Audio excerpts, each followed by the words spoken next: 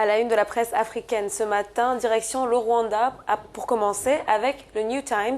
Lors de l'ouverture du sommet de l'Union africaine, la présidente de la Commission, Nkosazana Dlamini-Zuma, a tenu à évoquer le besoin pour les États membres de l'Union africaine de s'inscrire dans une logique panafricaine. Ce sont les intérêts personnels qui ralentissent le progrès et le développement économique, selon Dlamini-Zuma. Parmi ses autres observations, la dépendance de l'Union africaine vis-à-vis de l'aide internationale. Selon elle, une trop grande part du financement de l'organisation, de la Commission, provient de l'aide extérieure, donc de pays extérieurs.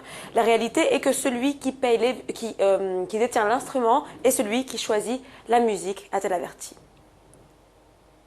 Nous allons à présent nous rendre en Afrique centrale, au Gabon, où le site Gabon Echo revient sur l'annonce officielle de candidature du chef de l'État, Ali Bongo Ondimba, pour la prochaine élection présidentielle.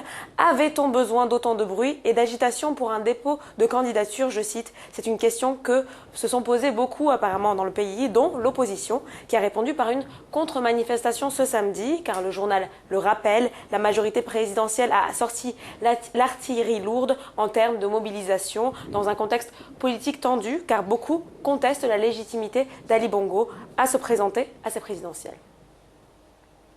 Enfin, on termine par Madagascar avec l'Ordre des journalistes et d'autres collectifs de la société civile qui se battent pour l'annulation d'un projet de code de la communication adopté par l'Assemblée nationale. Comme le rapporte ce matin le Madagascar Tribune, aucune des propositions formulées par le mouvement Miara Manonja n'a été prise en compte, selon ce groupe, un groupe de la société civile, explique le journal. Les détracteurs de ce projet dénoncent une atteinte à la liberté de l'expression et de la presse. Ils craignent que cette initiative ne soit partielle et fonctionne à des fins politiques.